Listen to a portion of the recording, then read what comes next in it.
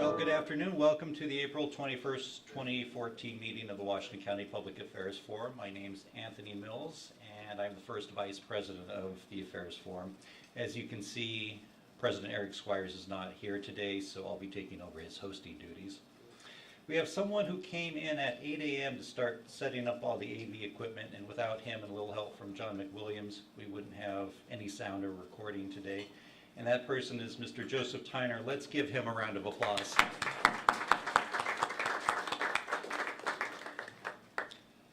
Most of you just show up about this time, sit down and have lunch. You don't realize how much goes into setting up everything and tearing down everything afterwards.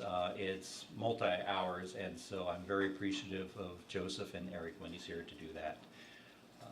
As always, this is being recorded, and only 4 members are allowed to ask questions of the speakers. If you want to become a member now, it's $45, and you can see John McWilliams about paying. Lastly, I want to remind everyone that we'll have elections of officers for the forum coming soon. If anyone has any interest in serving for any office next year, please see one of the forum members, officers, about that. Today our 2 speakers will be Linda Degman from the Beaverton School District, and she'll be speaking first, and then TV FNR Chief Mike Dyke will present afterwards. We'll have about 15 to 20 minutes for the speaker, and then about 10 minutes of questions and answers for each one. So let's give a round of applause to Linda Degman.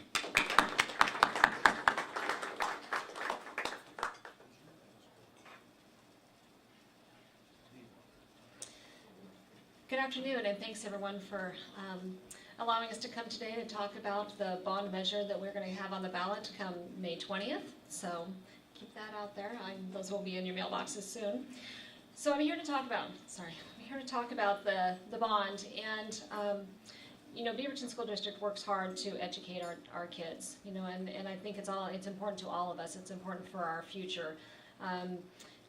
We are the 3rd largest in Oregon with about 40,000 kids spread over about 51 schools currently. 77% of Beaverton students graduate from high school, which is 9 points above the state average.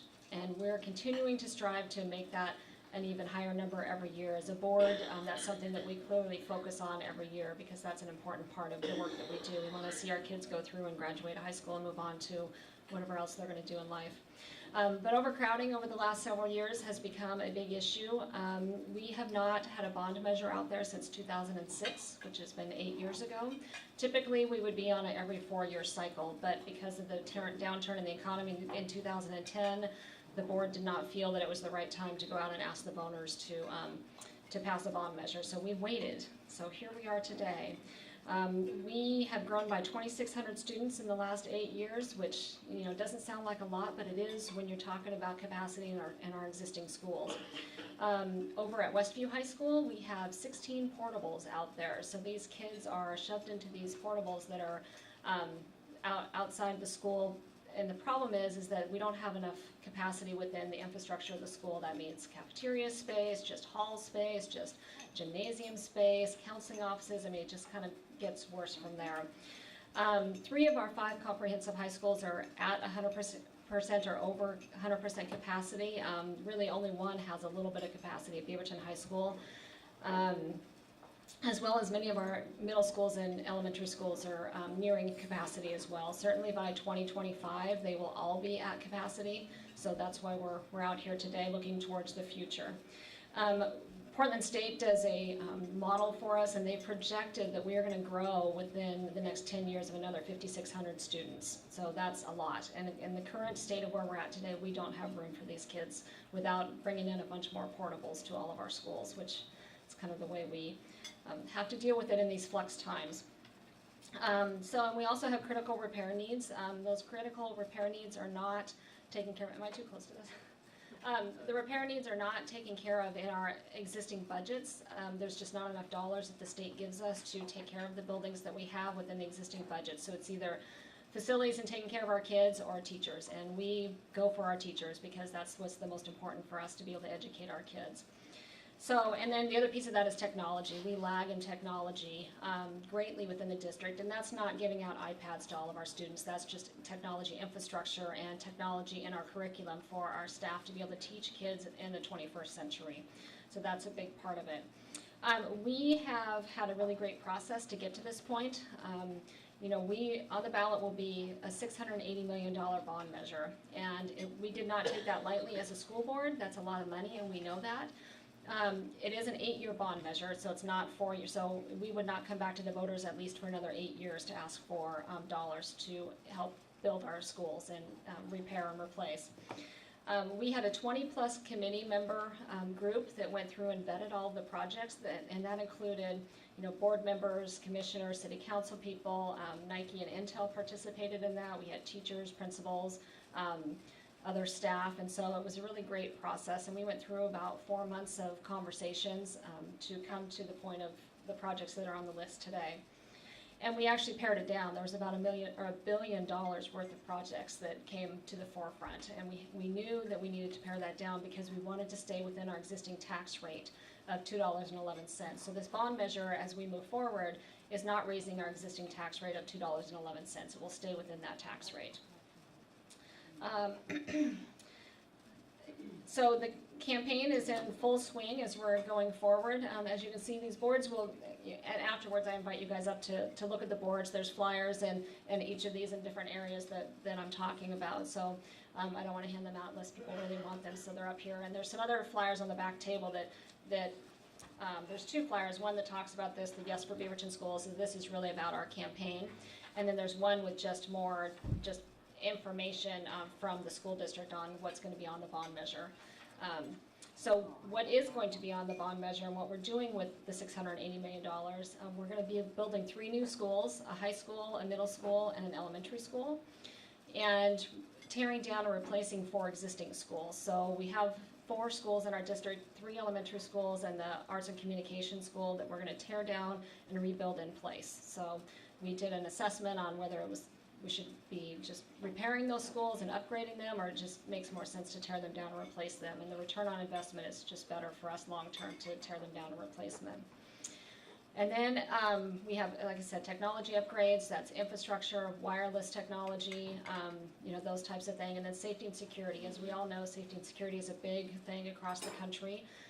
We in the Beaverton School District need to do some huge upgrading for that. We have schools that do not, their offices cannot see the front doors, so they can't see who's coming and going within the school, and that's really a huge safety concern for our kids.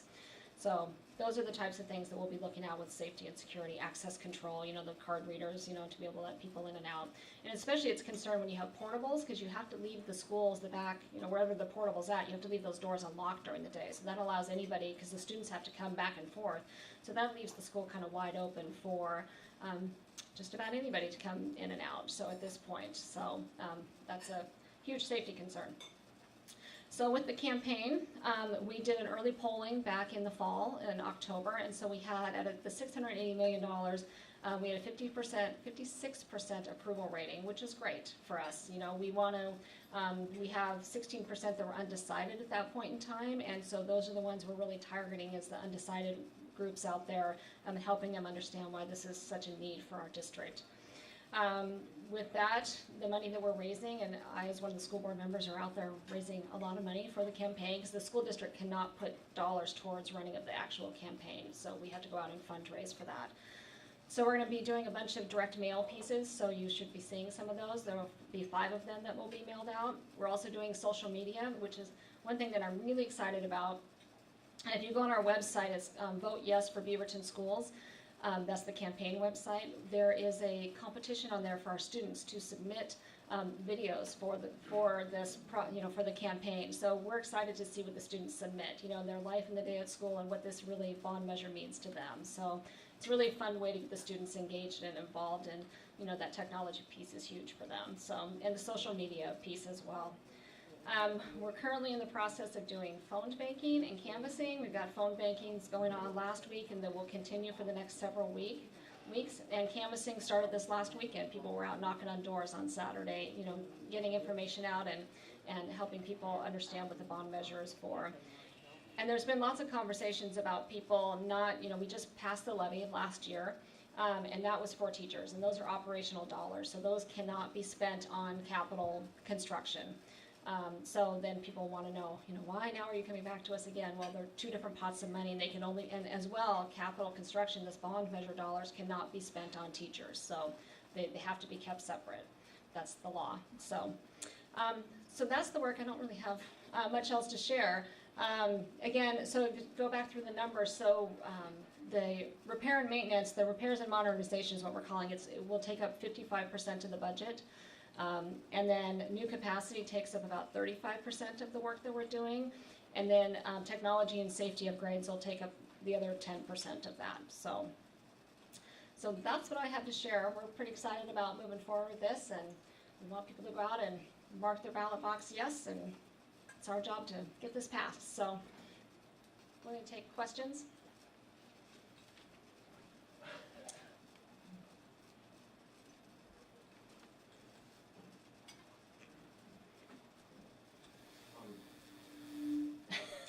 Jim Cape, forum member.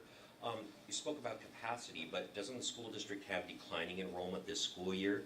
And isn't it an improper use of bond funds to purchase high technology equipment that will become obsolete years before the bonds are paid off? Bonds are meant for physical assets that will still retain value after the bonds are retired.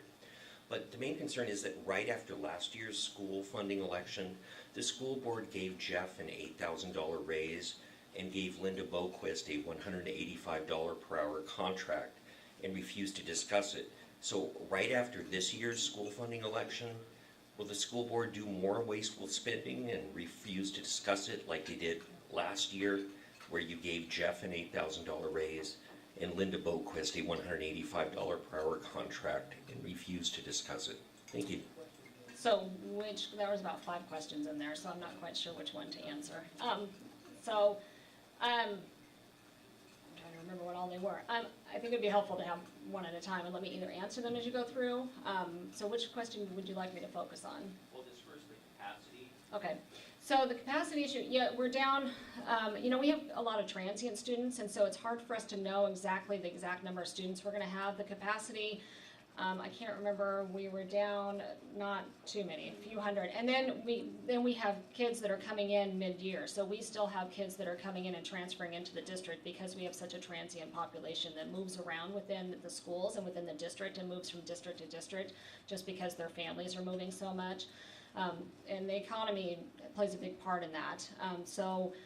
But we still have all those portables that are full of kids that we do not have room in our existing buildings for those students. So that is, and again, if you look around, if you look in the North Bethany area, you look driving down Murray, you look in the South Cooper Mountain area, all that development is happening currently. And that's when we are looking at the demographics and where to build schools, looking at where the growth is and where the development is happening. And that's happening currently. I mean, North Bethany is booming now, clearly. As well as the infill development that's happening down Murray Boulevard. So that will continue to happen. What about giving Jeff an $8,000 raise right after the election? And I don't know who Linda, the other person is. That, or should I was us, or is that? I don't know who that is. Okay, with us. Okay. I can't answer that.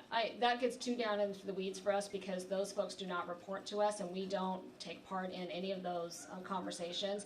The only person that we take part in conversation is with the superintendent. He works, right. He works directly for us. But you brought up both, so I don't know who Linda is. So for Jeff, and I have to say I was gone in Spain when that whole conversation happened. I was trying to keep up with it on the email system. Jeff is an important part of this district, and Jeff plays an important part in education in the state, and he is a leader for the district in the statewide education conversations. We brought him in and I wasn't on the board when we brought him in, I'm just saying, from what I understand,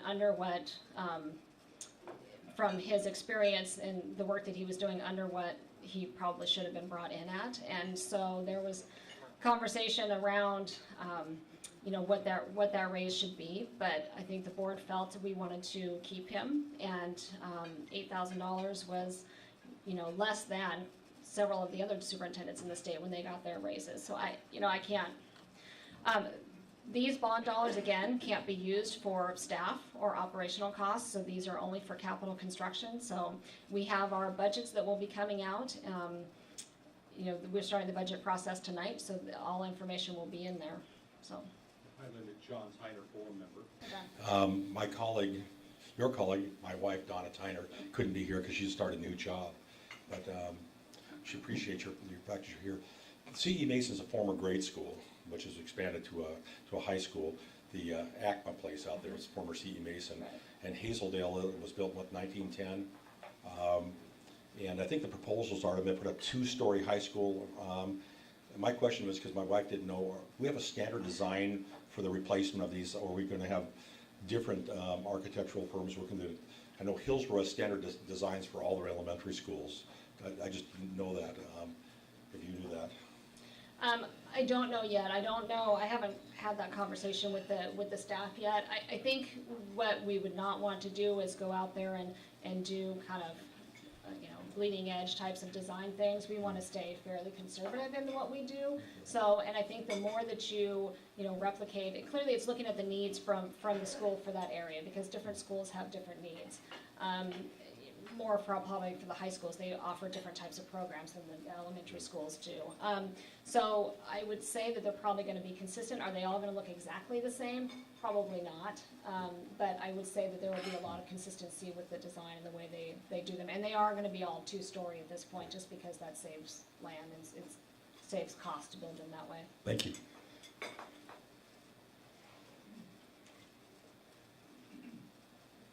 Hello, Lyndon. Thank you so much for bringing this information to us, because I think the voters are really going to appreciate hearing from you. So thank you. My question is, I just received an email that the district is releasing details of a budget that's coming out. Does this money have anything to do with that budget for 2014-15? So, yeah, thank you for the question. So tonight, we are having our first budget meeting. So the board members are all part of the budget committee, as well as members up from the community. And so that is for our operations of the district. We do not have enough dollars from the state, as I shared earlier, to allocate those dollars to build new buildings. That's just, it doesn't happen. There's just not enough. And we use every available dollar that we have to put back into the classroom, to lower class size, to bring on more teachers, to bring on more. We have a very diverse population throughout this district, and so we have lots of needs for our instructional help. So that's what we spend those dollars for. Again, the capital is the capital, so capital construction, the bond dollars will only be spent on that capital construction, which we cannot build schools. So if this bond measure does not pass, we have some critical needs. We have roofs that are failing within the district, and the only way that we can get money to do that is to take it out of our personnel budget. So if we have to do that, that means we could potentially have to change our staffing models throughout the district to be able to come up with $3 million to replace a roof in one of our buildings. Linda Harry Bodine, board member, with a granddaughter going to Sunset next year. Yay, Sunset, that's my Yay, Sunset, right. You know, part of this bond issue is for, first of all, let me back up. These bonds are going to be sold incrementally as time goes along to Yes. maintain the tax rate. Yes. Okay. When they're sold, are they 20-year bonds? Some are, some are not. So Okay, the ones, This takes me back to the technology question, Yes, which Jim yes, raised. yes. I understand the need to upgrade the technology, but typically a computer will not last 20 years. although they seem to now in our district, because that's about how as much money as we That's have where to we are fund them now. now. Okay. So, no, and that was a good part of that question. That was the part that I wanted to share. So thank you for re-asking that. No, some of the bonds will be 20 years. That's for the capital buildings, the large, building infrastructure replacement pieces. But from the computer technology piece of it, those will be 4 years. So we'll do 2 4-year cycles through this bond. So in 2018, and then again, so we'll do it now, and then again in 4 years, do a replacement cycle. So those are shorter cells. Great, thank you.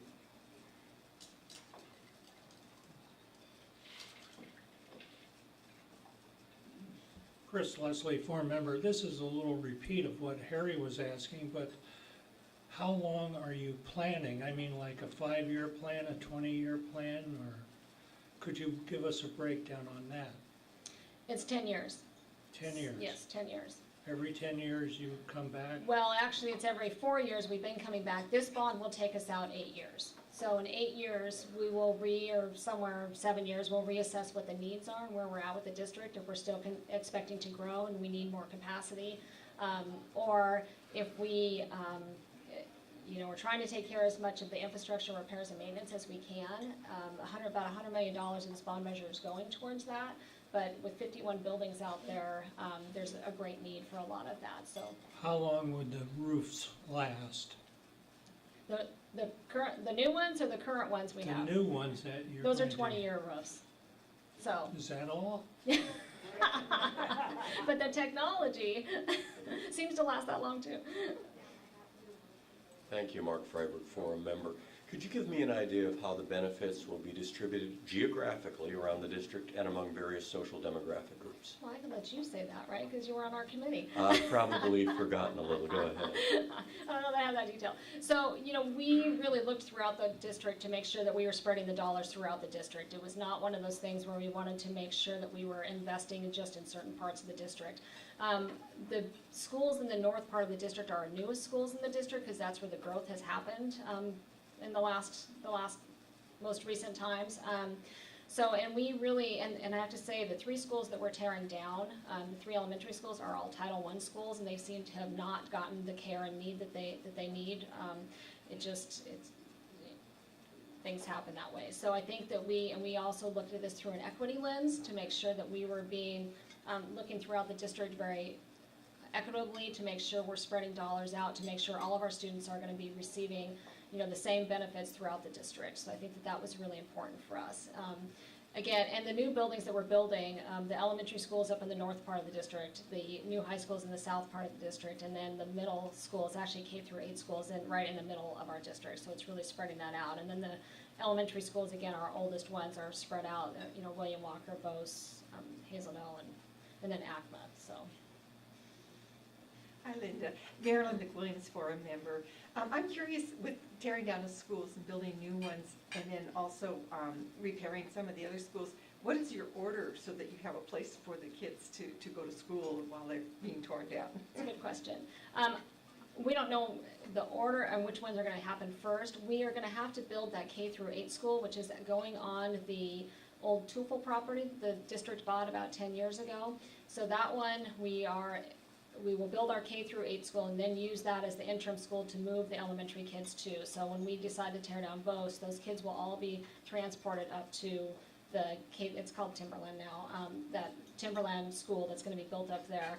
And then we'll tear down their school, build it, move them back in, and then move on to the next school, William Walker, move them up there, have them go to school. That's the only way we can do it and keep the schools on those locations, because the sites are not big enough for us to tear down and rebuild in the same spot and keep the kids in the existing schools. So it'll be quite the jigsaw puzzle. Thank you.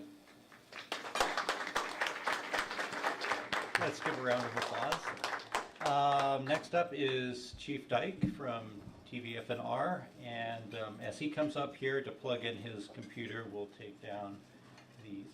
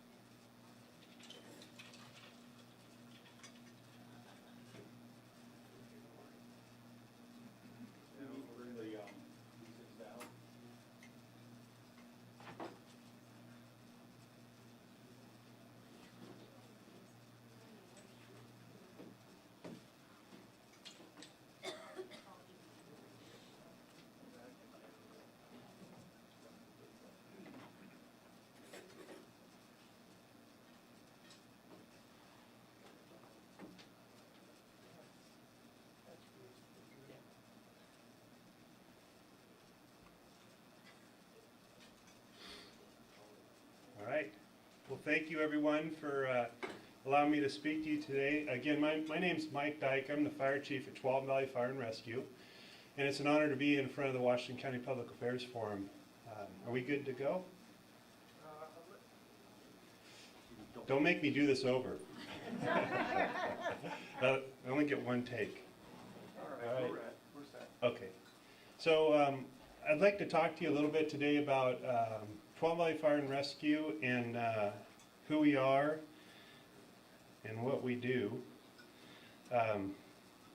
Get to my next slide. So today I want to talk to you a little bit about TVF&R and kind of a TVF&R 101. If you're not familiar with our organization, I want to walk through a little bit about that.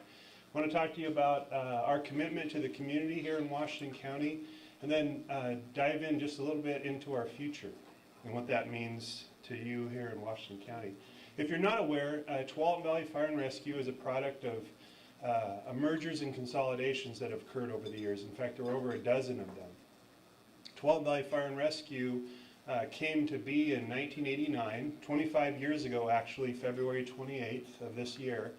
And that was the merger of Tualatin Rural Fire District, Washington County Fire District 1, and a few years later the city of Beaverton. We are the second largest fire department in the state of Oregon, the largest fire district.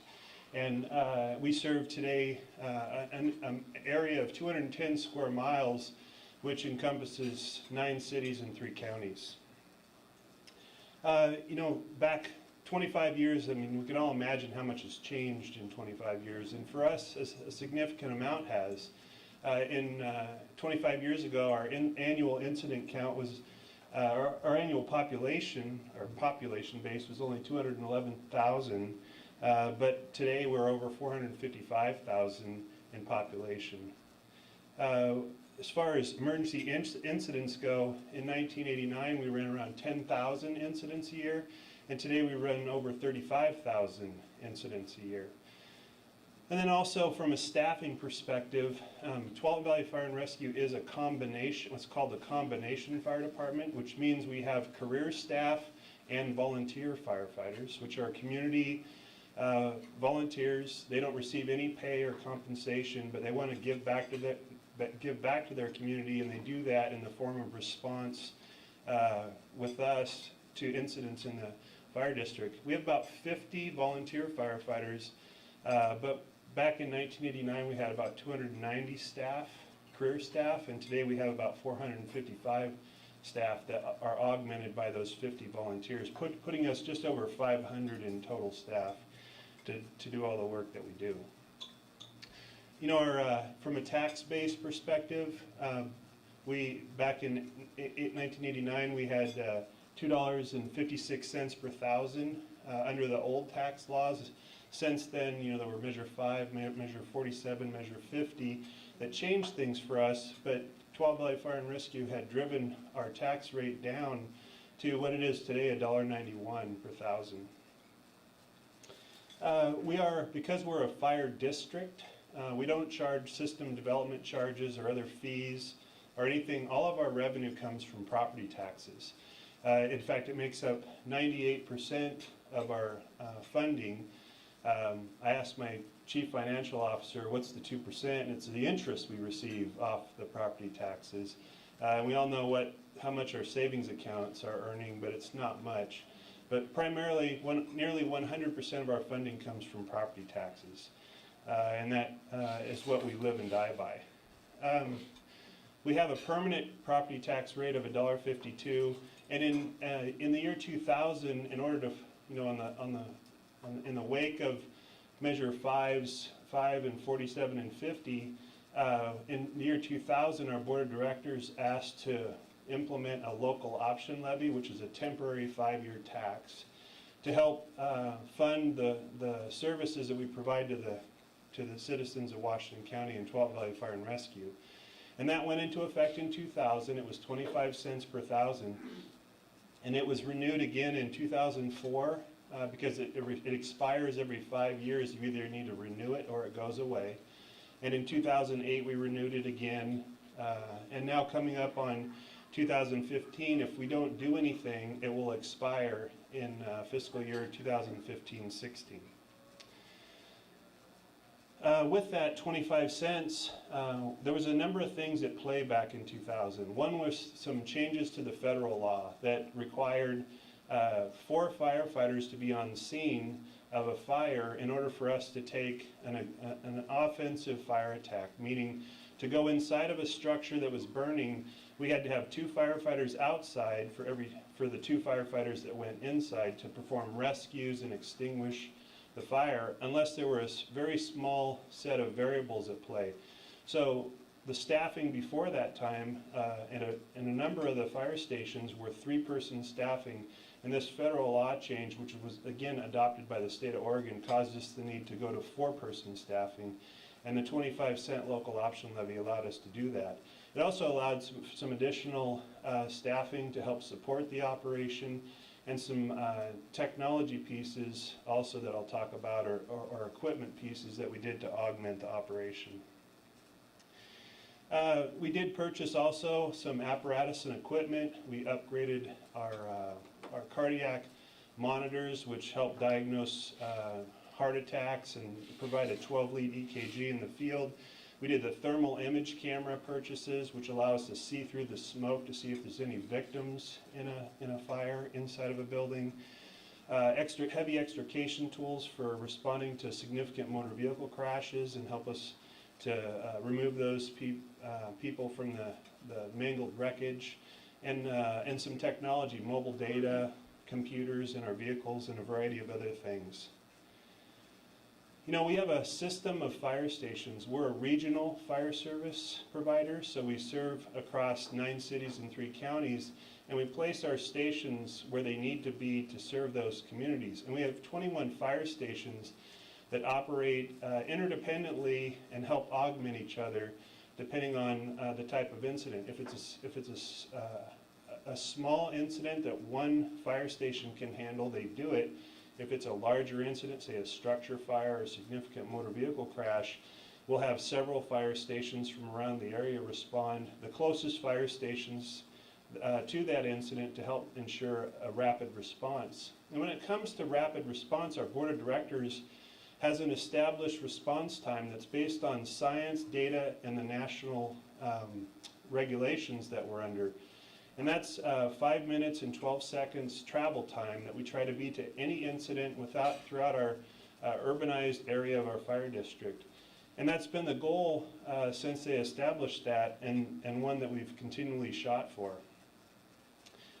We run a number of responses, and I mentioned the 35,000 annual responses, but when it breaks down, about 82% of the calls we run on are emergency medical in nature, and that can be anything from a broken leg to a cardiac arrest and everything in between. We run a significant number of fires, in fact, over 3,000 fires a year that we respond to. A lot of public assistance calls and other hazardous conditions calls that people call 911 for, and they look for our assistance. You know, when it comes to a structure fire, and that's commonly fires is what people think of when they think of the Tualatin Valley Fire and Rescue and the work we do, it takes a number of people to mitigate those types of calls. Simple for us, not for the person experiencing the emergency. Say you're a single family home fire. It takes 25 firefighters on scene to mitigate that type of an emergency. People extinguishing the fire, searching the building for any trapped occupants, ventilating, cutting holes in the roof, or doing any other things. A variety of people it takes to mitigate those calls. And fires will double in size every 30 seconds. So the longer it takes us to mitigate all the different tasks that need to be done, the more property damage and potential loss of life. So we take that very seriously, and it takes a lot of personnel to extinguish those types of fires. But 8 out of 10 of the calls we respond to are emergency medical in nature, and that's pretty consistent year after year. And it's why, again, to offer a very high level of service to the community, we offer what's called advanced life support response, which means every vehicle that you see that's a Tualatin Valley Fire and Rescue response vehicle has at least one paramedic on board. It means it's the highest level of training and certification the state of Oregon allows, in a field response capacity. And we like to say we bring the emergency room to everyone's living room. If you call 911 and have a medical emergency, you are getting the highest level of care possible delivered to you in a very rapid, very short amount of time. And that works very well for us. We also respond to a number of motor vehicle crashes throughout the county. In fact, over 3,000 times a year we respond to significant motor vehicle accidents that in some cases require a number of firefighters, heavy hydraulic equipment to cut cars apart to help get the trapped occupants out and get them, again, through advanced life support medical capabilities, get them hurried off to the trauma center, to the hospital to help treat their injuries. And we have those heavy extrication tools, hydraulic rescue tools, strategically placed around the fire district, again, based on the science and the data of our call set.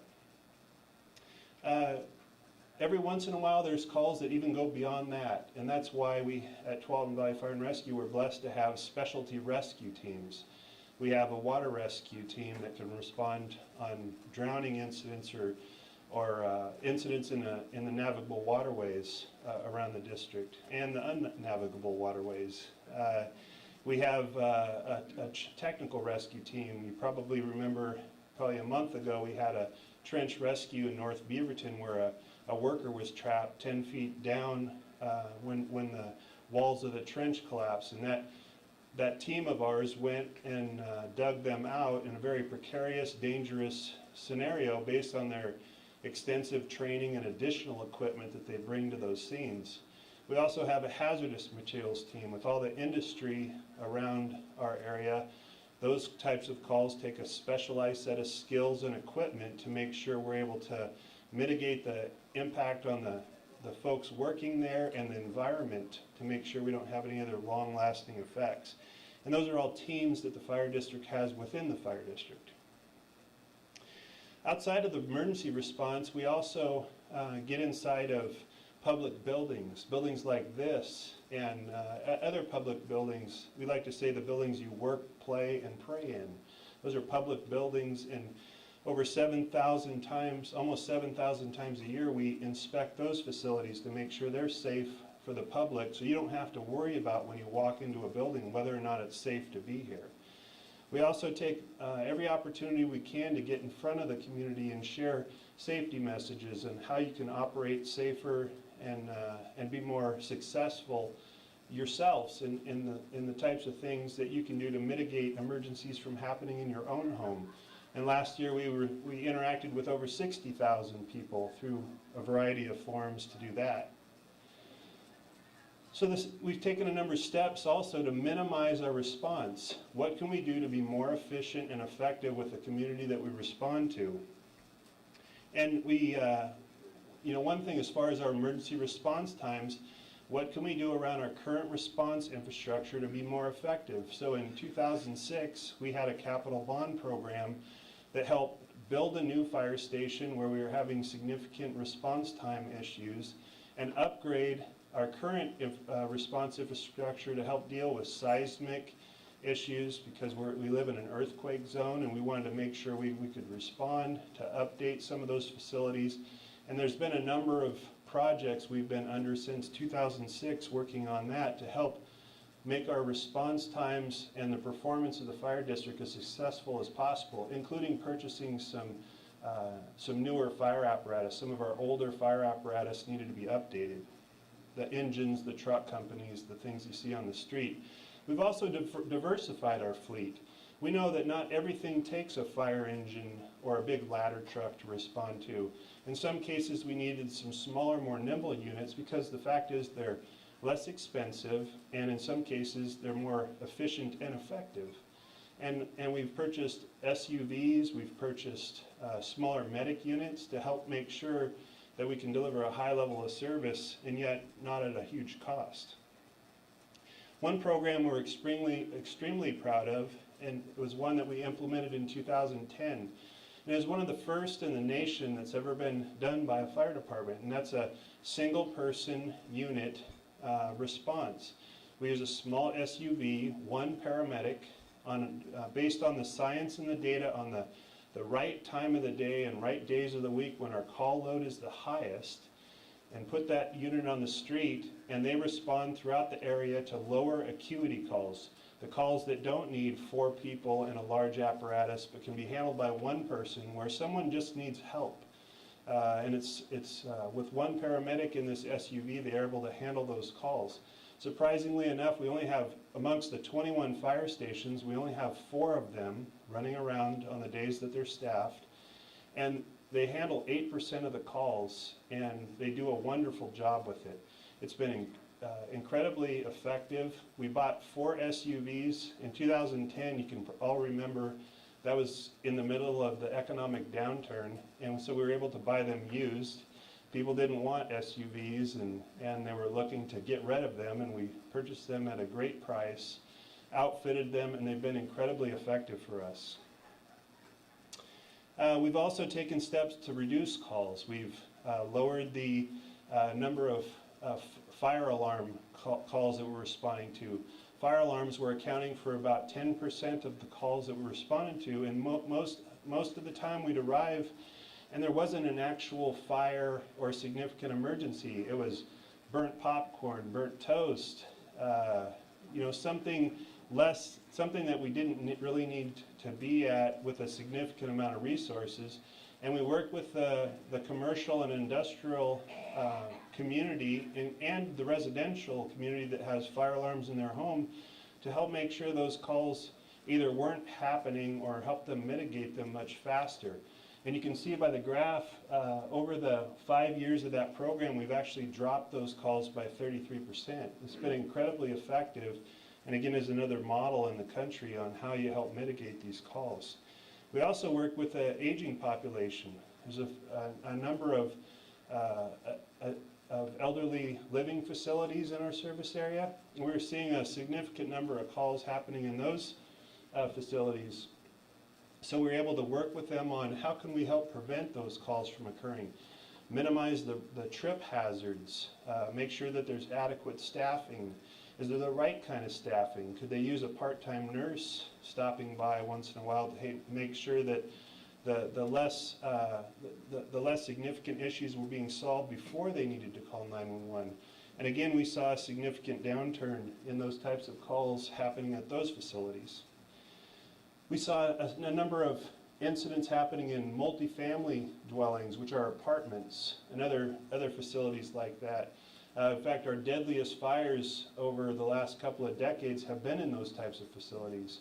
Tualatin Valley Fire and Rescue, again, leveraged the science and the data to make sure that education was reaching those folks living in those facilities through their landlords. And since then, we've seen a significant downturn in the number of significant fires in multifamily housing in our service area. In fact, this program is nationally award-winning, and we teach it for free to any landlord in any apartment complex across our service area, and it's proven to be extremely valuable and effective. Traffic congestion is as troubling for you as it is for us. Sitting in traffic, I'm sure you've all, being residents of Washington County, seen how things aren't getting better when it comes to congestion. And the ability to solve these issues are difficult, but again, not just to sit back and take it, but TVF&R's staff has worked with the partners, City of Beaverton, Washington County, ODOT. What else can we do to help mitigate congestion, to help our overall response times and make us more successful? And or can we do things that help stop the incidents from happening? Highway 26 and 217 had been a significant driver of incidents for us, especially when it rains. But we're starting to see the data that some of the steps we've been recommending and working with our partners are working. We're not seeing as many incidents as we once had, but it's again through our offensive work and trying to be proactive work to help mitigate those things from occurring. We also leverage partners in the community. All of our police departments help us on cardiac arrest responses. We've actually outfitted them with automatic external defibrillators, those AEDs that they carry in the trunks of their cars now and get dispatched with us on cardiac arrests. We have 8th graders now working with us to help train the community on how to do hands-only CPR, where we give an 8th grader or a middle school student a mannequin, and they go home and they teach their friends, family, and others how to push hard and fast on the center of their chest, and we're saving lives. We've embraced technology, and we have a smartphone app which alerts citizens in the community that know CPR when we are being dispatched to a cardiac arrest nearby, so they can go to the patient's side and start CPR. Again, trying to increase survivability and positive outcomes in our service area. And it's all working and making a difference. And in spite of all that, we're seeing an increase in the overall response time, or responses, the incident counts in our service area. All the fire alarm work and the working with the aging population, housing, and everything we were doing, we saw a downturn, but now we continue to do those things, and we're starting to see the responses go up. And that is causing us to really look hard on what does the future hold for us. And based on the population data, it looks like this is the trend we should expect. Our area is growing. There's a lot of housing that's being contemplated, and we're going to continue to see an increase in the number of incidents we respond to. We knew that our highest commitment to the community was fast and reliable emergency response, because we've asked them for over the last decade, and they've said it every time. That's the most important thing to them that we can provide. And it's why we did an incredible amount of data analysis. We analyzed over 200,000 incidents, the demographics, the population data, how we were doing as far as response times in every area of the fire district, and what else we could do, or what other mitigating factors look like were in front of us. We look at where the calls happening, and this map just shows the center area, right, let me see if I can put a laser on it. Right here, this is where we are right now, between Aloha and Beaverton. But you can see by the calls happening, they're very focused in some areas, but just because it's green doesn't mean there aren't any calls happening. The calls are happening everywhere across our service area. As far as response times go, blue is good, and the warmer it gets, the worse it gets, as far as the longer it takes us to get there. And we're having issues with all that we're doing, and having 21 strategically placed fire stations. We're not able to get there as fast as we want to, and this looks at just the response time in general. Then we also look at the areas that, in order to assemble those 15 or 25 firefighters to get there to mitigate a more significant fire incident or significant incident, where we can get those folks assembled in the right amount of time. And again, green is good and red is bad, and things that make us take pause and ask, what else could we do? We drilled down even to look at individual fire stations' response areas, and what were the types of calls happening. Were they serious calls? Were they minor calls? And we drilled down into the data to determine all that, even down to what are the times of the day and days of the week that those things are happening, which I never would have guessed when I started my career over 25 years ago. You could predict some of these things, but the reality is, when you have a data set so big, several 100,000 incidents, there starts to become some trending that you can see, that you can be fairly confident that you can help try to drive your response from.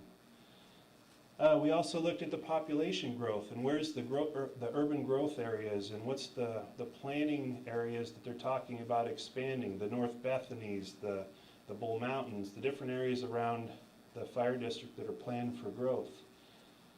The fact is, we're all aging.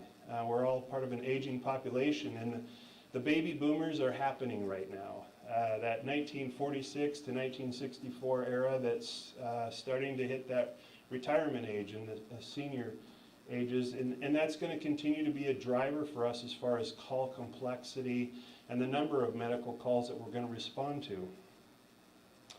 And it's why our board of directors have asked us to put on the May of 2014 ballot a renewal, or it's actually a replacement levy of our local option levy that I spoke of that started in 2000, 2004, 8, and now coming up on 2014 will be a replacement of that 25 cents to retain 42 firefighters, and then add an additional 44 firefighters on 3 new strategically placed fire station sites, purchase some apparatus, smaller, more scaled approach, also hire some additional staff to help support the operation in fire prevention, training, fleet maintenance, different aspects of the operation like that, which will be the first increase we've had in our local option levy in the last 15 years. The cost of that will go from 25 cents to 45 cents, which is $104 a year, and that's based on the assessed valuation of $230,000 that is the typical average, and that's assessed valuation, not market value. And that'll be $3.53 a month increase over the current levy, again based on that average home value. But this is what is based on all of our analysis and our science in order to get back to the response time that the community wants us to be at. This is what would be necessary for us to achieve that. But again, continuing to do all the things that TVF&R has been known for as far as continuing to try to be as efficient and effective and minimize the overall economic impact on our community, because we know that's extremely important to you. So that's what is proposed for us.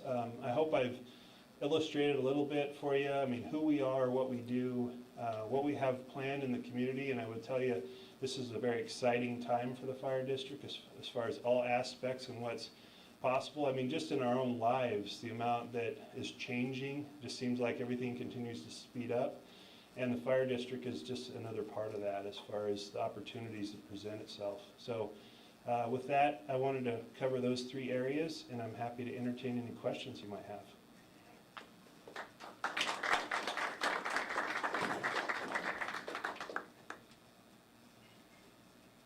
Jim Cape, 4 member.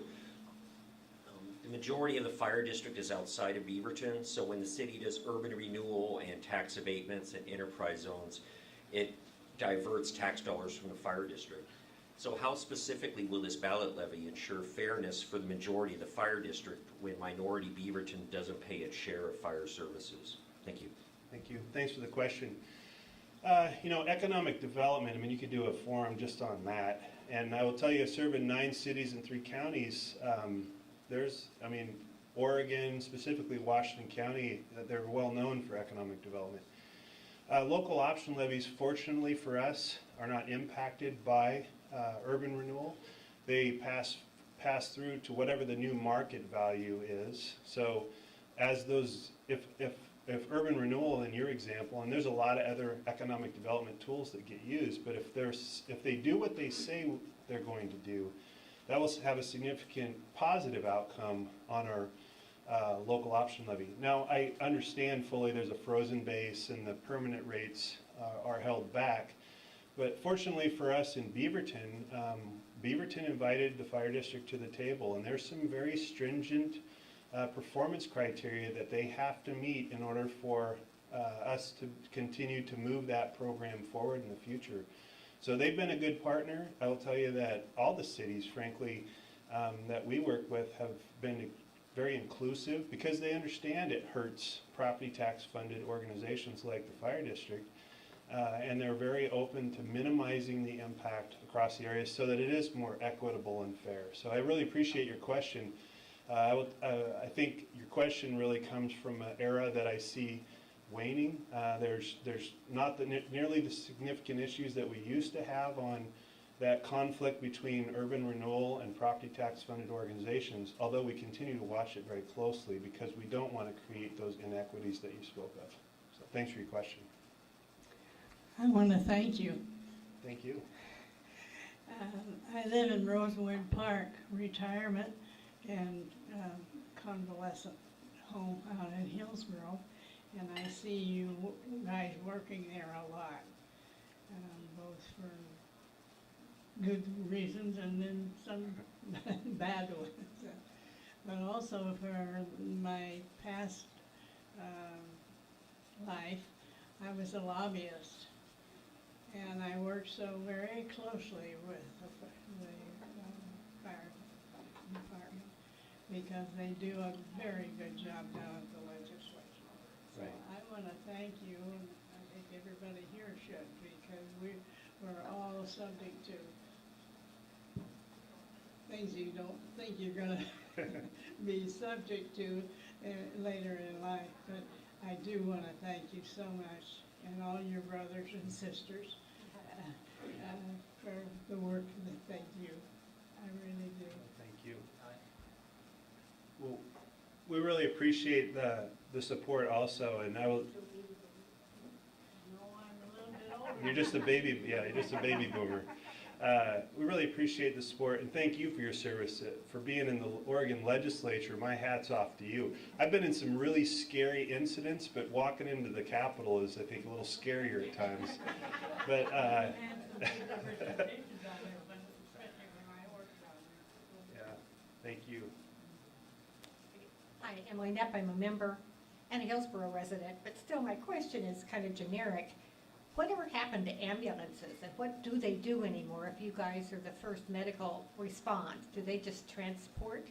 That's a great question. I don't know what they do. No, I'm just kidding. My friend J.D. Featon will probably strangle me for that comment. He's the owner of Metro West Ambulance. We work very closely in Washington County. You know, really, we work great with the ambulance, our partners in the private ambulance companies. And just if you didn't know, in Washington County, transport to the hospital is something that the county commissioners awarded to a private company, and I think it goes back to the 50s when Metro West Ambulance was a part of that. And we respond, we co-respond to emergency incidents, although we do a better job today triaging when one of us is not needed versus the other. But they're all in the same radio system. We all have the same dispatchers that talk back and forth. And we have a great relationship where if one of us is not needed, we immediately cancel each other over the very robust radio network that we operate under. But if once in a while we get there, I say once in a while, there's a significant set of types of calls where it's all hands on deck. And if it's a one-person or a two-person unit and a two-person ambulance that shows up, or if it's a four-person unit and the two people that show up with the ambulance, we work feverishly to treat the patient, package them, and get them ready for transport. We also participate with the private ambulance where, I think you saw in one of the slides, we have some ambulances of our own. And they do a lot of other work throughout the metro area, and sometimes they aren't available in the county, and when they're not, then we do the transport work for them to make sure that they don't have to staff more units, which drives the cost of the response up. We had the units already responding to calls, and it's the right type of unit to take the person to the hospital. So it's truly a team approach to responses, and it works very well. And that's very similar to the way it works in Portland and Multnomah County and Clackamas County also. We don't collect because we want to make sure we lower costs, not increase costs. So in the Washington County example I've been given, when we transport, and it's truly random lottery when you get one of our units versus the other one, currently we don't collect a bill on that.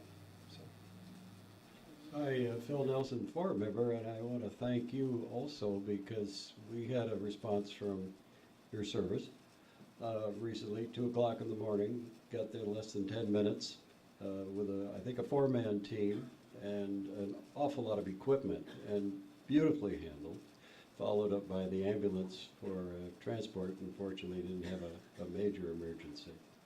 But the training level I thought was superb from a lay observer's point of view, and maybe you could tell a little bit about what that team that you did mention briefly. It's an ALS, Advanced Life Support Team, with medical personnel. If you could go a little bit into the level of training of these folks, because I was really impressed, and want to thank you again. So initial training to become a paramedic it takes a couple of years of training. They go, many of us, I'm a paramedic myself, although they ask that I not respond as much as I used to. But I am still a certified paramedic, and I go through the same training as they do. But it's rigorous. It's 2 years of college level training, a lot of physician-led training. We spend time in the hospitals. Even we go into the operating room and help mainly observe, but once in a while assist, and don't be nervous. It's all supervised by physicians when we do. And then we do a tremendous amount of field work. We're again, with technology. When I started, we literally had a mannequin that was made out of old fire hose in the shape of a person. And today we have a mannequin that looks just like me. In fact, sometimes more fun to spend time with. Sitting in a chair, fully automated, almost robotic, where you can feel pulses, take blood pressures, intubate them, and then they will interact with you. The amount of training aids that we have today is phenomenal. But it's extensive, and it doesn't stop when you get out of college or whatever the training program. The state of Oregon has rigorous requirements, and we actually exceed those requirements because we know that exceptional service, especially with EMS or advanced life support, medical calls, is so critically important and such a significant amount of the work we do. So we have continually ongoing training that all of our personnel go through. But thank you for your questions. Hi, Marilyn McWilliams, forum member. My question is, with the increasing density of the area, we're having more 4-story or more multiple family housing units. And could you comment on some of the problems in answering these kind of calls and getting people out? Yes, thank you, Marilyn. Thank you for your service too to the community. So we are discussing in the region, not me, but we, all of us, and other organizations are talking about higher densities and trying to rebuild areas that maybe had not nearly as high densities when they remodel those areas or they update those areas, making them much higher densities, which sometimes means buildings closer together and sometimes means buildings go a lot higher. We work very closely with all of our cities and their building departments, and the county and their building departments. The planning that goes into the concept planning and the other planning work that goes on to. We sit at the table and talk about the complexities of our response, but it's causing us to purchase some different apparatus, fire engines and ladder trucks than maybe we did back in the 70s and 80s, where now, I don't know if you've seen some of our fire engines or the trucks, the ladder trucks going down the street, but the back wheels turn too, so that they can go around sharper corners and get into some of these skinny streets of these apartment complexes that are so tight for our response into those areas. We're talking about even more maneuverable apparatus for the future, just to try to make sure that we can accomplish the community's needs to have higher density in certain areas, and yet we can still have a rapid response. As far as higher buildings too, we talk a lot about fire sprinklers and things we can do around the life safety of those structures. Make sure we have building access to some of the critical areas of the building. And then, really leveraging the community on making sure we're as safe as possible, so that, our hope is this fires don't happen, and the significant medical emergencies. We talk about what else can we do to have a healthier community, because the best call is the call we don't have. So I appreciate your questions, but I think it will continue to get more complicated for us, especially when you start talking about packing more people into a smaller area. I think in most areas that we talk about being developed for the future, that's probably where we're headed, not less densities. So, thanks.